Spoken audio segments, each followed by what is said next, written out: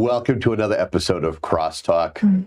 My name is Kevin Touch, and I'll be your host for this segment. What is CrossTalk, you ask yourself? Well, for many years, we have provided this show on Whitman Hanson Community access to the communities of Whitman and Hanson to keep you informed, updated on a lot of things that are going on in and around these two fantastic communities, whether it's upcoming events, whether it's issues within one of the communities or both communities, to just getting to know people.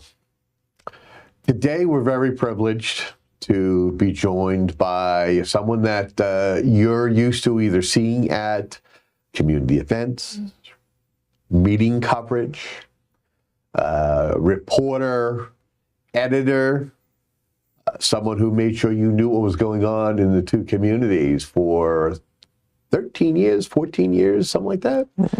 Tracy Seelye, who has since called it a career, and she's kind of enjoying life. She's here to kind of chat with us and give us the latest and give her thoughts on her time here in the community. Tracy, welcome to CrossTalk. I'd like to be here, I think. Not sure yet. How are you? I'm pretty good. I had some spells when I don't feel like getting up in the morning, but who doesn't? Right? Basically good. Yeah. For folks who don't know, kind of give us, you've had a career in the media as a journalist for 4 decades. Yeah. And your last leg of your career was started in 2011. Right. Kind of give us kind of a Cliff's Note version of your career. Well, I started being unprepared for college. I was graduating 2 weeks before graduation. I said, I'm going to have to find something to do. So my mother's company invested in Post-College, is now Post-University in Waterbury, and they sent a card, and I said, journalism, that sounds interesting. So, okay, screw that up. So I found a career the hard way, and it's been a few years after I graduated with my master's degree before I got my first job. And it was ironically the Torrington Register Citizen had posted a bunch of different promotions. I said, well, maybe they had some room at the bottom. Right. So I offered to do some writing for free, and they, well, we can't do that. That's called slavery. And they had a new publication in Falls Village, North Canaan, which they were starting. And I got into that, and next thing is I go from there to Fitchburg. From Fitchburg, I went to a magazine that I didn't like, and I went to Connecticut, the New Milford Times, and I came back up here to the Southbridge Evening News, and there's just publications in northeastern Connecticut, and ended up here.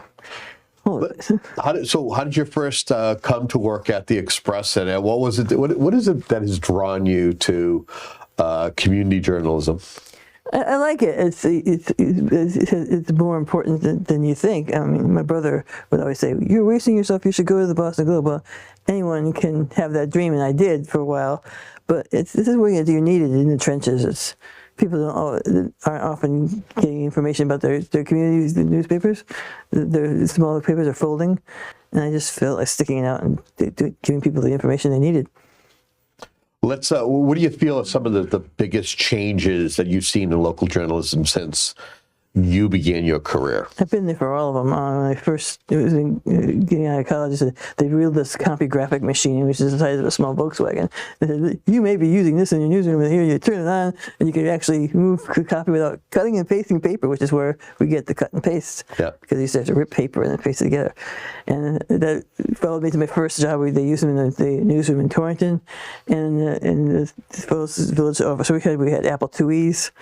And every event from Apple II went to C-text, which is a system where you had to mathematically determine how a column inches and the paper would be multiplied out to lay on the page. I had to do math. You said there wouldn't be any math. I determined that would be my tombstone epitaph at that point. And then from there we went to Macs and PCs, and every step along the way you had to adapt. So. Right. Looking back, are there any particular stories or moments that stand out, especially meaningful or memorable for you? Yeah, I got to be in the press room for the first presidential debate in 1992 in Hartford. Wow. About Bill and Bill Clinton.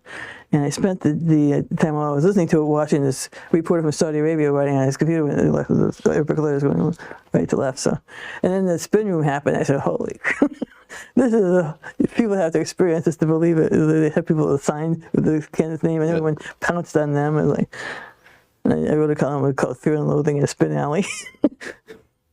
People don't realize that you're somebody who you follow politics very closely. Yeah. You may have a little bit of a lean, but you're not somebody who outwardly, we look on social media these days, and most people which way they go. You're somebody who, you have your ideals, but not something that you wear on your sleeve and say, this is what I am. People have covered for a while can probably guess, but I try to keep out my stories. In fact, my boss kind of outed me as a volunteer for Pete Buttigieg in the last couple of years. I did it only because I knew he'd never come to here. He was in New Hampshire, if he was in New England at all, and I volunteered up there. And the only time I ever wrote about him was the mass primary results, before which he had just suspended his campaign 2 days before. So that's it. Okay. What did you enjoy most about covering Whitman and Hanson over the years? You get to do a lot of fun things. You cover advantages. It takes the edge off of budget meetings. It can be difficult to sit through for anybody, but I had to be at all of them. And I joked that there wouldn't be any math, but that's the first story in your career you'll ever have to do is how much the school budget will go up and what it means to taxpayers. And I had to figure out how to do a percentage again. And it just followed me through my career. I never got out of the school budget thing, but I guess I got good at it because everyone said I said. Related, Bill. Were there any stories or issues that were particularly challenging to cover, and how did you approach those?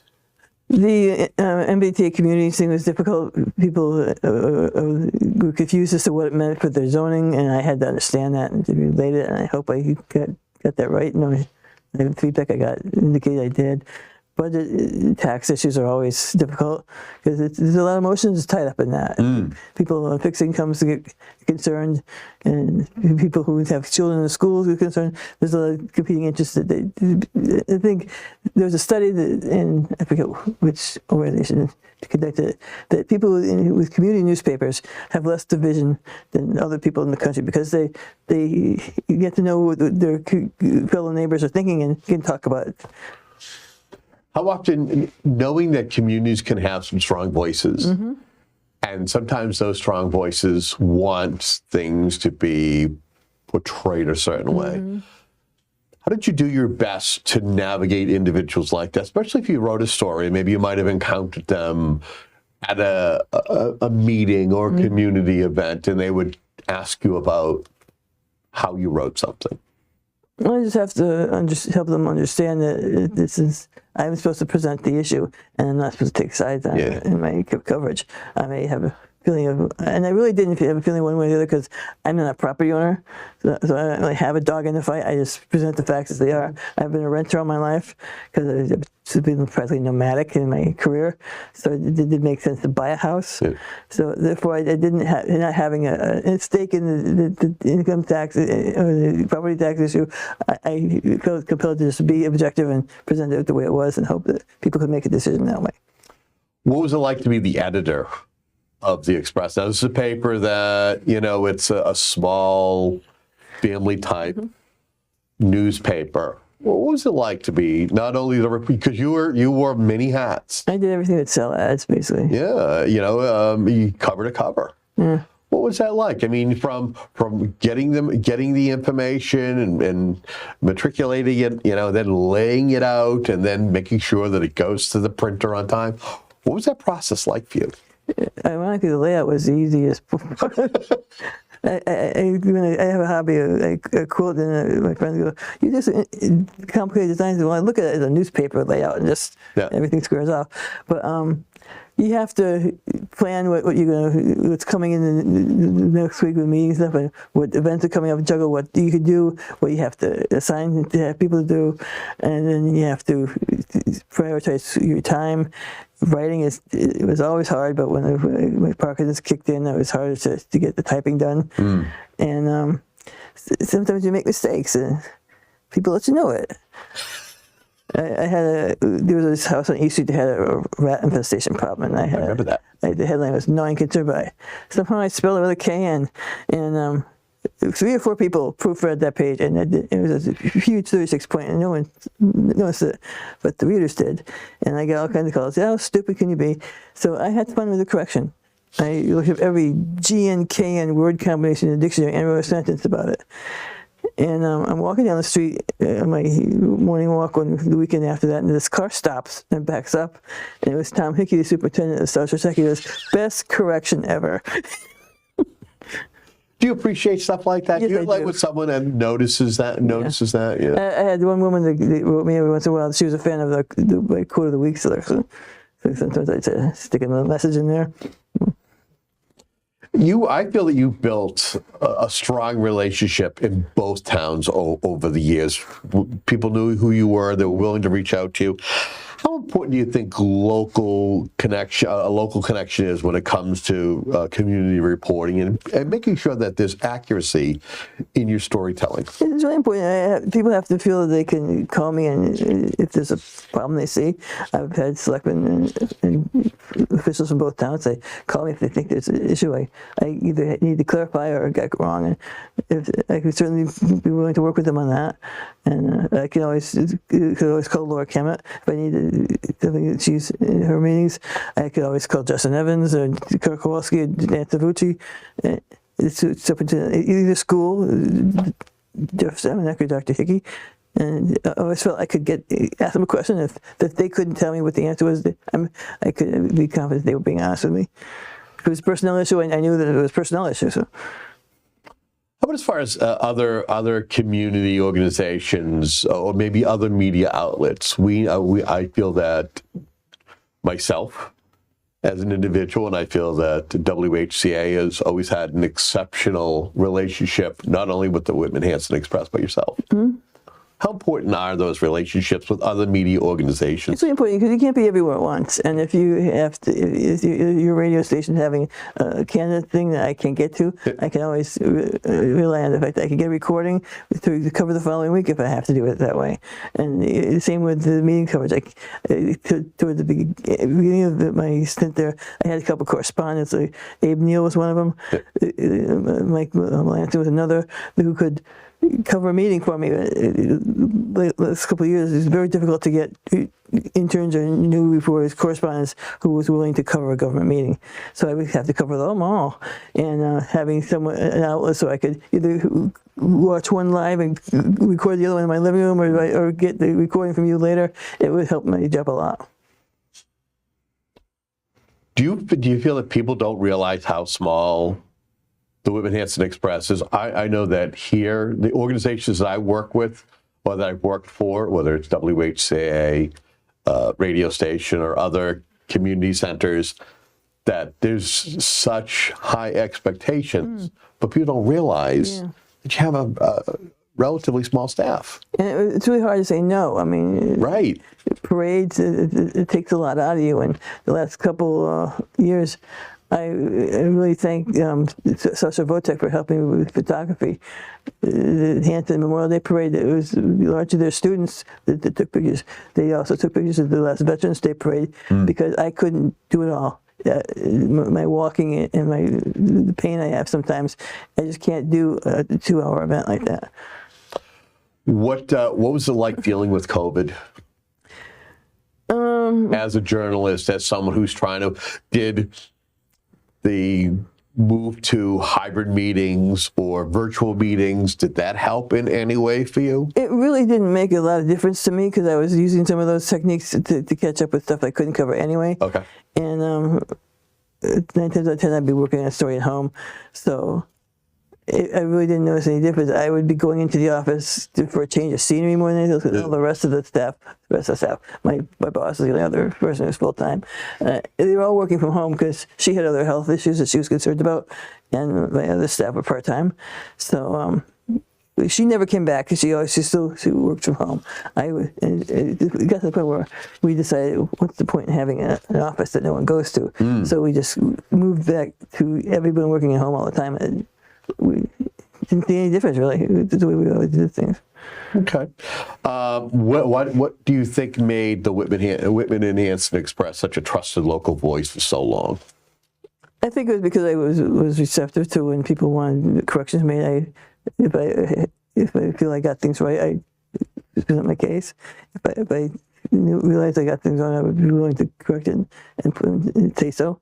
In the designated place we had in the paper on page 2.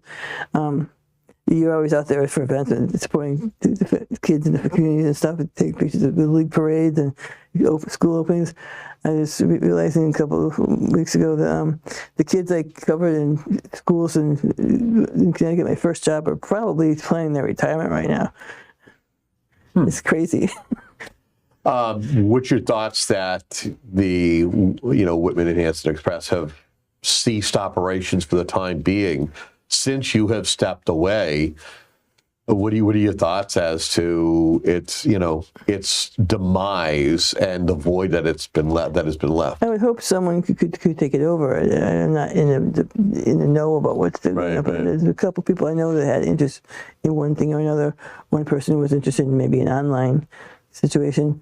My boss always wanted to have a print outlet, but it's not always practical in today's day and age with expenses and stuff. So maybe they could discuss that. I don't know what's going on with it, but it's really not my decision to make on that end. But I realize that people need an outlet. The MBTA thing at Hampton got resolved, and no one had the coverage that I could have given them for that. It's a good thing you guys are there to have that in front of people. But I think people miss it, and I've had people ask me, how are things going, and thank me for the work I did. In fact, a friend, Mary Holland at the Senior Center in Hanson was discussing general things during a visit with Dave George, the selectman there, who sometimes stops in and says hello. And he said that people didn't realize how much work went into it, and he appreciated the work I did, which she told me about that. It felt really good to know that someone noticed that. Have you heard from folks? I believe you still live in the area, correct? Yeah, I do. Do people come up to you and tell you how, with the paper no longer in existence, how they are trying to stay informed these days when it comes to community events or issues? I haven't heard them go into that detail, but they do. They are concerned about the fact that it's not there. It's usually the second or third question I get. What's going on with the paper? And I have to tell them I'm really not sure. We have had Justin Evans, who not only serves on the select board in Whitman, but is someone who likes to tinker with technical things, and he has come up with something called southshore.news, which is somewhat an AI-driven news feed that does multiple communities.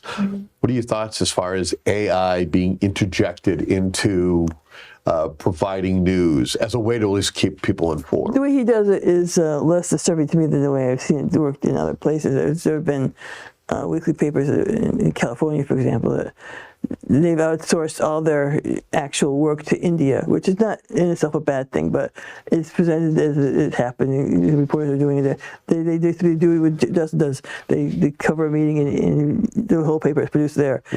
He at least is honest and open about it. You can put the criteria you're looking for into a YouTube meeting, and it will look for the issues, who's talking to, and give you a story. It's not the second coming of any pile, but it's clear and decent, and it gets the news out to people. It helps, and that's basically the way it is going. And we were really not sure what we're doing with it. I was watching the last game of the American League Championship Series, and I lost count of the number of commercials for different AI applications in the workplace, and I think, wow, Pete Buttigieg is right. He's always talking about how we don't realize how AI is affecting our life now, and he had been talking about it in 2019, and it was lost in the other pile of issues at the time, but now it's in the forefront, and I think we're under reacting to it. What's interesting, local newspapers across the country right now are struggling. What do you think needs to happen to keep community journalism alive? I think there needs to be some financial dice in the game, as it were, some advertising to back it up. That was what hurt us at the end. We didn't get a lot of our advertising back after COVID. I don't know where they went, or they just went online places, or it was maybe the people who supported the high school football stadium scoreboard, which was a beautiful thing, but maybe they figured they couldn't afford to do both of us. I don't know, because I wasn't really into the advertising end of it. But we did notice that the advertising went down after COVID. Okay. How would you like the readers and the community to remember the Express and your time there? That was fair. I presented the facts of the situation. I tried to get, if it was a budget story, I tried to get the dollar signs up top so people know how it was going to affect them, and then go into the arguments about it. So include both. I tried to get comments from both sides of an issue. I tried not to play favorites on that. I mean, this is the day and age where it's hard to imagine how you can possibly be fair with the way things are going, but the newspaper is the place where that can be filtered through an editor who knows what the process is like. Where a lot of the online stuff, you just blurt out stuff you heard, you haven't even verified it. Yeah, and that's the interesting thing is that I feel that I interact with a lot of folks and chat with them, and mindful that folks have different ways of gathering news, and I feel that more people are going towards what they see on social media. It's almost like a water cooler type of a mentality to stay informed if they don't have a hard copy. Again, older generations relied on having, you know, the local newspapers, the enterprises, the ledgers, if you were somebody who liked the Boston papers, the Herald, the Globe. But then you had local editions like the Express, and there were various versions of the Express in multiple communities. You had the Whitman Times, but a lot of those have gone by the wayside. The Enterprise is a mere shell of itself, and it has been since 2007 when they were bought by Gatehouse Media and it was pared down. People won't buy the Globe or the Herald because it is extremely expensive. To buy. It's not as cheap as it was back in the day. Even if you bought the Sunday paper, my goodness, Sunday paper is north of $4, and then half the time it's ads, and if the Express is fortunate to be resurrected and there's a new owner and they resume publications of this paper, who do you hope the next generation of editors and reporters will keep in mind when it comes to keeping the legacy of this paper going? There are older readers that are used to doing it on paper. They can get used to it being online, but the whole business profile model, I think you might call it, when the internet first came up, is we'll give you the top news stories for free, and you hope you're subscribed to the paper. That never worked. Smart people in our staff in Pittsburgh always knew that. And now you're online and you're scrolling and you see an important paper and you get discussed as a firewall. That's their job. That's how they pay their reporters. But you can always get a gift link to that story from a friend who subscribes. Some of my friends have done that for me, because I canceled my subscriptions at the Times and post over different things. But and we could do that the same way. Is if you don't have necessarily like an aunt or a grandmother that subscribes to the paper online, if there's an important budget meeting and they want to know what's going on, you could gift them a link and you could read it on their grandpad or whatever. So that might work that way. But that's along the lines of sharing your network password and your Netflix or your Disney Plus password. Or you could just print it out and send it to them. No, what I'm saying though is that those companies have got wise to the gift sharing, so they find a way where it's like even when they give you a gift certificate, they have to get access. But there's ways to do it, and I think that's an option. Otherwise, you can teach people how to look on social media for information. Jim Acosta, who used to be on CNN, has a Substack outlet where he presents news like he did on CNN. Very professionally done. Some of them have an angle, like the Bulwark is conservative and Midas Touch is liberal. You just have to know where they're coming from. They present the news accurately and fairly, but they have a slant. You just have to know what that is. See, it's the one thing that's I feel that is going by the wayside, and that is a neutral. I'm somebody who practices being neutral. Nobody can ever guess what my if I have a political lean. I'm technically an unenrolled voter. I feel that both sides make points from time to time. Sometimes not so much. Give me your thoughts on today's news, where there is an evident slant one way or the other, and it's hard sometimes to find a media outlet that is right down the line. It's nothing, just the facts, ma'am. And ironically, I keep mentioning his name, but Pete Buttigieg is of the opinion that newspapers should come back because people are getting their information from social media and there's no editorial filter to sort the wheat from the chaff, where newspapers did that, and he's seeing a need for them now. So whether that happens again or not, I don't know, but he got a point there, that newspapers are serving a valuable service and sorting out what's right and what's wrong. So you're retired. What are you doing in retirement? Things I couldn't do when I was working. Like? I do some volunteering for political organizations and Democrats, of course. I was doing phone banking for Virginia, looking for people to do poll observing yesterday. Didn't talk to many people on the line, but it got me in the trenches again. I'm very, an introvert, so it was like sweating bullets time. But what about fun stuff, though? I know there's something fun. Well, you and I kind of talking off camera, and you're like, there's a almost like a pet project. Yeah, I do some quilting, and in fact, I did one for my retirement. I wasn't going to start it until I was officially retired in the fall, because working on a quilt in the summertime is hot, and I started it in April because it got me through the budget season. It was just a mental health project. And the center is a bunch of blocks of black and white fabric. I got a fabric that had New York Times headlines over the years, and I discovered that a lot of them took place in my lifetime. So all but one of them is from my lifetime. Oh, okay. Anything you want to say in closing, whether it's during your time as a journalist early on, or probably primarily your time here in the Whitman Hanson area? What do you mean? Just how would you want to wrap this up? Your perspective in covering these communities. Not much of the way you do it is really changing. People's expectations may have changed over the years. Yeah. They're looking for more access points to the news. Like you said, the Enterprise and the Patriot Ledger aren't doing what they used to do. Yep. I used to see their correspondents at meetings when I was first here. Yep. I don't see them anymore. Yep. And now that we're not there, people are starting to wonder where they're going to get news that they can rely on. Last question. Any tips that you have for young journalists who might want to cover their communities like you did? Be willing to try it. I mean, they're not going to have to realize that fun feature stories are not what's going to help people. They have to do the selectmen meetings and the finance committee meetings and the budget meetings. Yeah. It's not fun, but it's rewarding, and actually it can help you out in the long run when you're trying to figure out what's going on and stuff. Well, I want to thank you so much. Do your homework. Yes, do your homework.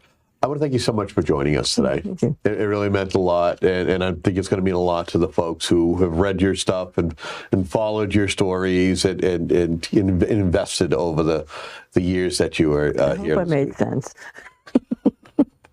We want to thank you for tuning into CrossTalk. Again, the idea of this show is to keep you updated and informed as to the things that are going on in and around the communities that we serve, Whitman and Hanson. Until our next conversation, have a great day.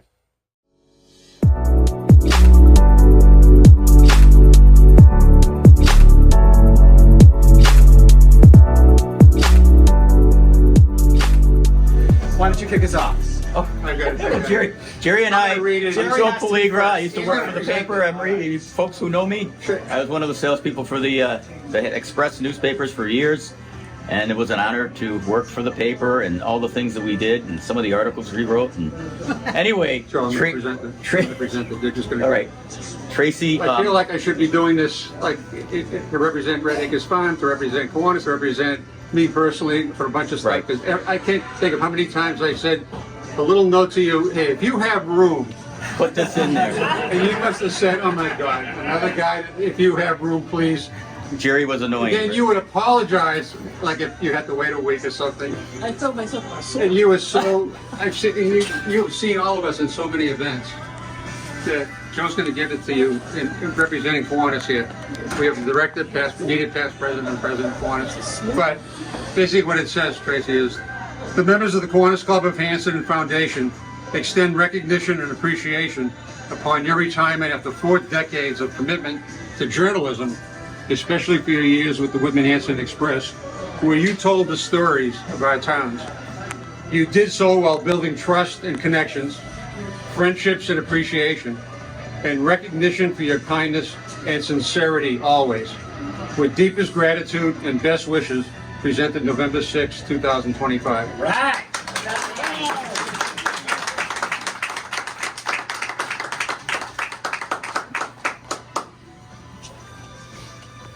Here's some samples. Speech, put this in here too.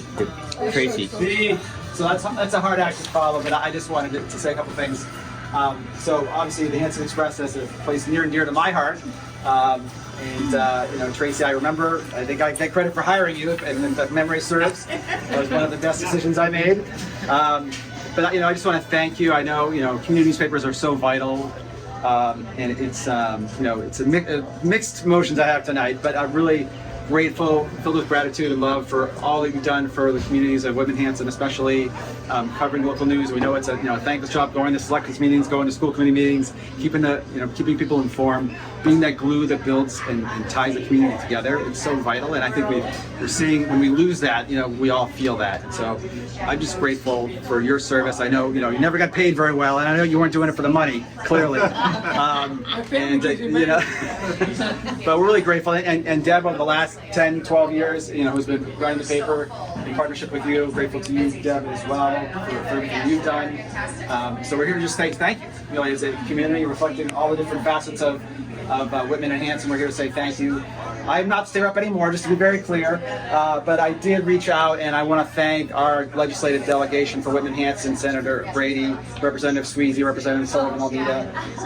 I think that's all, everybody, right? I'll put together a citation from the House of Representatives, and if you'll indulge me, I'd like to just read it on their behalf. Is that okay? I haven't done these in a while, but I'll try to watch it. The Commonwealth of Massachusetts, the House of Representatives. Be it hereby known to all that the Massachusetts House of Representatives offers its sincerest congratulations to Tracy F. Seelye in recognition of your many years of dedication to community journalism. The entire membership extends its very best wishes and expresses the hope for future good fortune and continued success in all endeavors. Given this day, September 2025, at the State House, Boston, Massachusetts, and signed by Ronald Mariano, Speaker of the House, Representative Kathleen Lenatra, Representative Allison Sullivan Almeida, and Representative Kenneth Sweezy. On behalf of the delegation, Tracy, we want to thank you for a great job, and please accept our thanks and congratulations. All right. Hold it up and take a photo.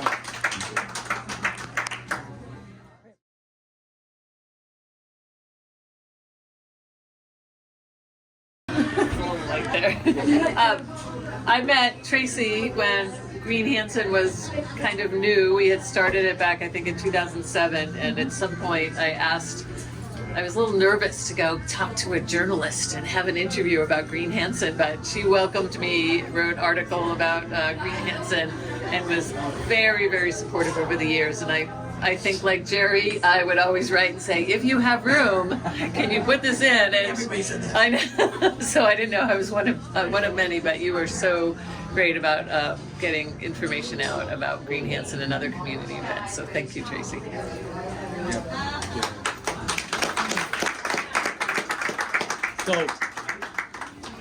So as one of the salespeople for the paper for over the years, I was always out in the field. I was always talking to businesses, talking to people, sometimes jumping in on selectmen's meetings and Whitman and Hanson, different things that I would do. And I would come back to the office, maybe in an evening, maybe in an afternoon, and Tracy, you got any dirt? What you got? We got any information? What's going on? And it would be interesting because our conversation would then kind of segue into politics or what's going on, or maybe sometimes an opinion minutes like I gotta be careful, we be a bias there. But it was really good. It was a good experience when we shared the information. But the office was always in tumultuous turmoil, and yet we got the paper out. And that was always the thing about having a paper. It was chaotic, but it was exciting, and I got the paper on. And she wrote amazing. She always had some really good things that came out, and whether people liked it or not, I don't know. I found it to be fascinating, and Tracy did a good job. Emery did a good job. People we wrote for the paper, and putting that together, you really when you experience it and you put it together, it's amazing. It's like it can be complicated, but it isn't. But at the same time, it's the news and the power of the press. And today, in this day and age, it's so diminishing in what's going on with us that I hope it's not a lost art. And Tracy was an icon for that. She was good at that stuff. She had a knack for it. And she was committed. And I'm not to get serious, but it's heartfelt. And I missed the paper. It was a real good, you almost wait to get the paper every Thursday or whenever it came to look and see what was going on. Everybody used to say that. Oh, I can't wait to see what's in the paper. Okay, that being said, Tracy would be like, oh boy, Joe, I would go in there and they'd be talking to her about something. I said, you got to know about this, you got to know. And she'd go, no, I don't need to know about that. So it'd be really some interesting stuff that went on behind the doors of that paper. Anyway, thank you, Tracy. Well said.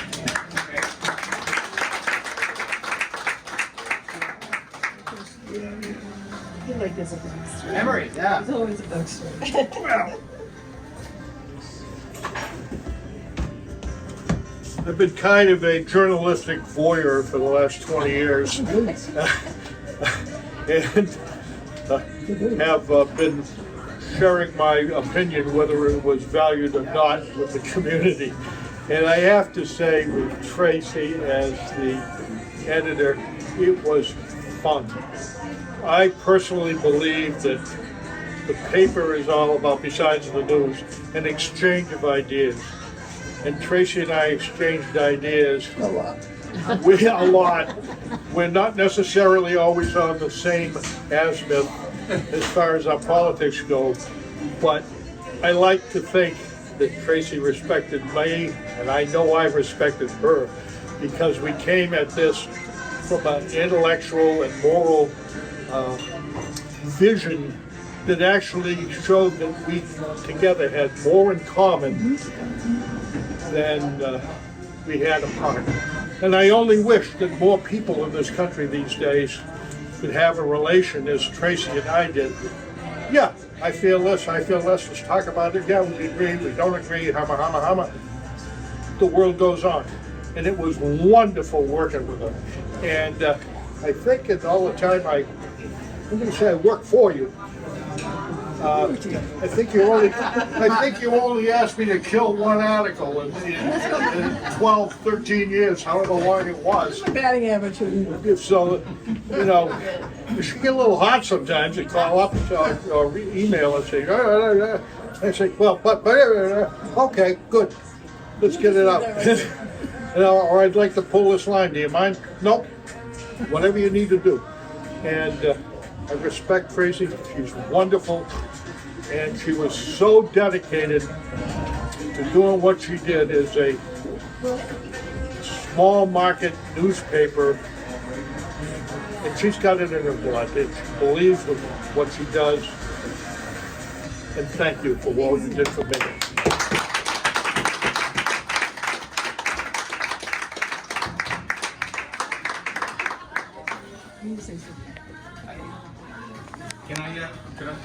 Thank you. yeah.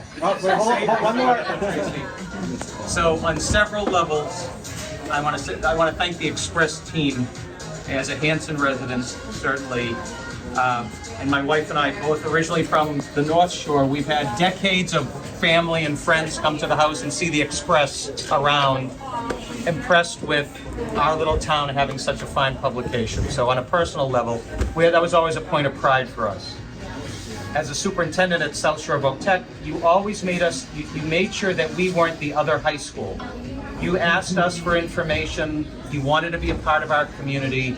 You knew that there were families of athletes and students and prospective students. The residents of these two communities were well served by the attention that you gave us. I know Dan feels the same way. You were always fair. You always made sure that you had a full grasp of the information. You always asked follow-up questions. You were interested in what was going on. And I know that for my wife Jen, who spent years as a library trustee and active in the foundation, other than you putting a picture of Jen Hickey in the paper. Always the worst picture. Always would pick the worst picture, but we weren't going to share that, but I guess we just did. But you did enjoy that. You did enjoy that, and you know, Jen would always have me screen the paper to say, which one did she put in? The one with my mouth open with food in? Yeah, probably. I love you, Tracy. But we're grateful for what you've done. It is certainly a loss. We know you're not going anywhere in the sense, but we're here. You know, we feel lucky to be here tonight and celebrate this with you. So thank you, Tracy.